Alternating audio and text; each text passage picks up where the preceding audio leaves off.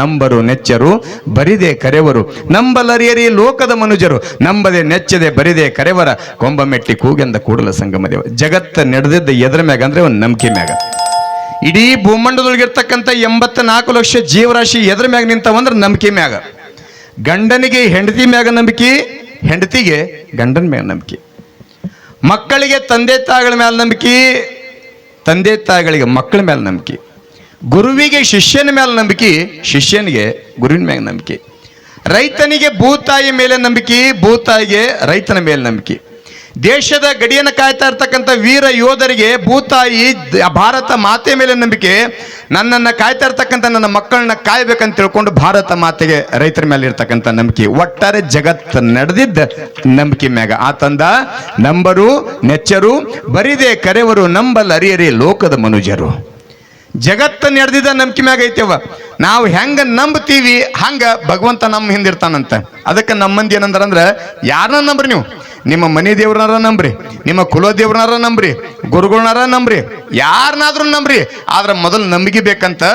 ಹಿಂದಿನ ಹಿರಿಯರು ಏನಂತಿದ್ರು ಅಂತಂದ್ರೆ ನಂಬಿಕೆ ಮುಂಚೆಕ ನಂಬುದಕ್ಕಿಂತ ಮುಂಚೆಕ ಮಗಳೊಂದು ತೆಂಬಿಗಿರ್ಬೇಕಂತಿದ್ರು ಅವರು. ತೆಂಬಿಗಿರ್ಬೇಕಂತೇಳಿ ಎದಕ್ಕೆ ಅಂತಂದ್ರೆ ತೆಂಬಿಯೋಳು ನೀರಿದ್ದು ಅಂದ್ರೆ ತಂಪಂತ ಹೆಂಗೆ ಕರೀತಾರಲ್ಲ, ನೀವು ಯಾರನ್ನ ನಂಬ್ತೀರಿ ಹಂಗೆ ನಿಮ್ಮ ಹೊಟ್ಟೆನ ತಂಪಾಗಿಡ್ತಾರಂತ ತಿಳ್ಕೊಂಡು ನಂಬಬೇಕಂತ ಕರಿತಿದ್ರಲ್ಲ. ನಂಬಿಕೆ ಎಷ್ಟು ದೊಡ್ಡದೈತಿ ಅಂತ ಒಂದು ಕ್ಷಣ ವಿಚಾರ ಮಾಡಿದ್ರೆ ನಾವು ನೀವೆಲ್ಲ.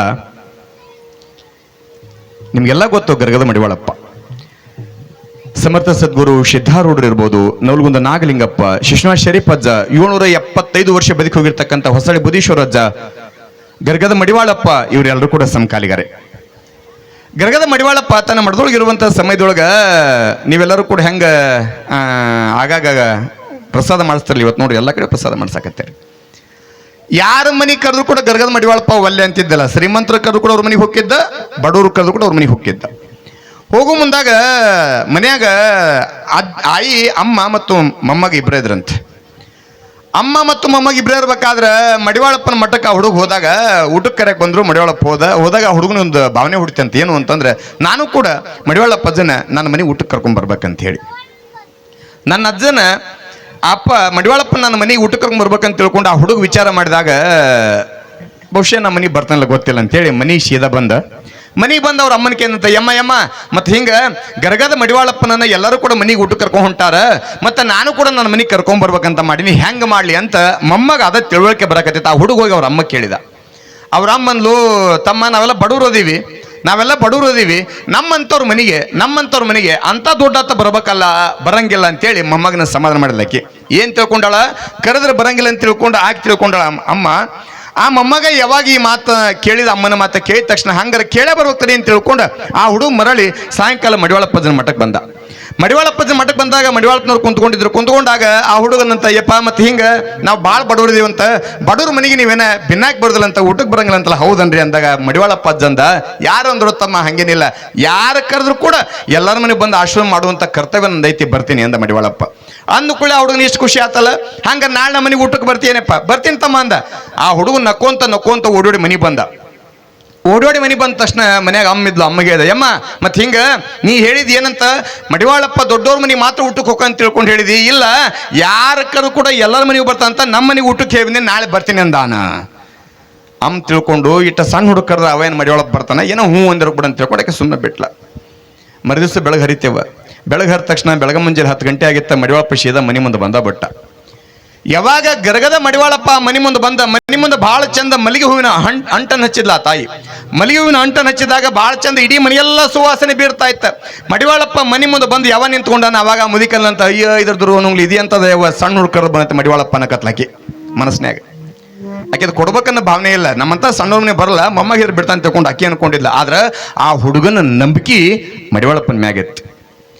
ಯಾವಾಗ ಮಡಿವಾಳಪ್ಪ ಬಂದ್ಕೊಳ್ಳಿ ಮತ್ತೆ ಹಂಗ ಕಳ್ಸಕ್ ಬರಲ್ಲ. ಮಹಾತ್ಮ ಅಂತ ತಿಳ್ಕೊಂಡು ಒಳಗೆ ಕರ್ಕೊಂಡು ಹೋಗಿ ಕಂಬಳಿ ಹಾಶಿ ತನ್ನ ಮನೆಯೊಳಗೆ ಏನೈತೆ ಪ್ರಸಾದ ಊಟ ಮಾಡಿಸಿ ಕುಂತ್ಕೊಂಡಾಗ ಮುದಿಕನ್ನ ಕತ್ಲ. ಯಾವಾಗ ಮಡಿವಾಳಪ್ಪ ಎದ್ದು ಹೊಕ್ಕನಿಲ್ಲ ಅಂತ ತಿಳ್ಕೊಂಡು ಕಾಯಕತ್ತಿದ್ಲ. ಮಡಿವಾಳಪ್ಪ ಎದ್ದು ಹೋಗೋ ಮುಂದೆ ಸುಮ್ಮನೆ ಹೋಗಲಿಲ್ಲ. ಏನು ಮನೆ ಮುಂದೆ ಏನೋ ಮಲಿಗಂಟು ಹಚ್ಚಿದ್ಲಲ್ಲ, ಸುಮ್ಮನೆ ಹೋಗಲಿಲ್ಲ. ಹೋಗೋ ಮುಂದಾಗ ಮಲಿಗಂಟು ಕಿತ್ತೋದ ಮಡಿವಾಳಪ್ಪ. ಮಲಿಗಂಟು ಕಿತ್ತೋದಾಗ ಆ ಹೆಣ್ಮಗಳು ಹೊರಬಂದು ನೋಡ್ತಾಳ, ಮಲಿಗಂಟಿನ ಬೇರ್ ಸಮೇತ ಕಿತ್ತದ. ಯಾವಾಗ ಮಲ್ಲಿಗೆ ಬೇರೆ ಸಮೇತ ಕಿತ್ತಾಗ ಆ ಹೆಣ್ಮಗಳು ಹಿಂಗೆ ಬೇಕತ್ಲ. ಅದ್ರ ಸಿಟ್ಟು ಬಂದಾಗ ಬೇಯ್ತಿಲ್ಲ, ಲಟ್ಗೆ ಮೂರದ ಏನೇನು ಅಂತಿಲ್ವಿ, ನಿಮ್ಗೆ ಗೊತ್ತಾಗಲ್ಲ, ನಮ್ಗೆ ಅನ್ನಕ್ಕೆ ಬರಂಗಿಲ್ಲ.